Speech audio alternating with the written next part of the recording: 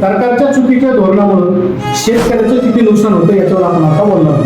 उदाहरणार्थ फक्त एक पीक घेणार, कांदा पिकाचं उदाहरण आपण घेतोय. माझ्या गावामध्ये 200 एकरवरती कांद्याचं पीक घेतलं जातं. एका एकरला 200 मण्याचं उत्पन्न होतं. एका एकराला 200 मण्या होणार असेल, 200 एकर असेल तर 200 गुणिले 200 4,000 गोण्याचे उत्पादन माझ्या एका गावामध्ये होतं.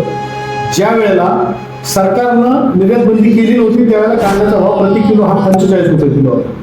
निर्यात बंदी केल्याबरोबर त्या कांद्याचा भाव 30 रुपयाने कमी होऊन तो 10 ते 15 रुपये किलो आला. एका किलो मागं शेतकऱ्यांचं नुकसान 30 रुपये प्रति किलो झालं. जर 4,000 गोण्यांचा हिशोब जर आपल्याला करायचा म्हटला तर त्यावेळेला आपल्या लक्षात येतं एका गुणीमध्ये 55 किलो कांदा भरला जातो. 55 किलो गुणिले 30 रुपये असा जर हिशोब केला तर एका गुणीचे शेतकऱ्याचं नुकसान 1650 रुपयाचं होतं. मग 4,000 गोण्यांचा जर हिशोब केला तर 4,000 गोण्या गुणिले 1650 रुपये.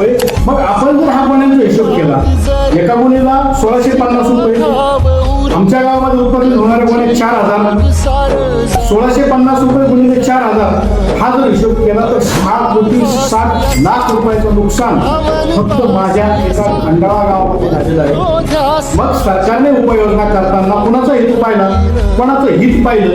जर सरकारला हित पाहायचं असेल तर सगळ्यांचं पाहिलं पाहिजे. सर्वसामान्य नागरिकांना कांदा स्वस्त मिळाला पाहिजे. हे जरी खरं असलं तर जो उत्पादन करतो, कष्ट करतो, रात्रंदिवस आदरतो त्याचा विचार नाही करायचा. उत्पादन करणारा महत्वाचा की खाणारा महत्वाचा. उत्पादन करणाऱ्याला जर परवडलं नाही तर त्याला परवडलंच पाहिजे, तो म्हणजे शेती करणार नाही. तो नकारात्मक थिंकिंग मध्ये जाऊ नये. त्याचं इतकं नुकसान केलं म्हणून या सरकारला मत द्यायचं का हा विचार आपण केला पाहिजे. हे सरकार कुणाचं आणि परत येणार कुणाचं याचा विचार करा.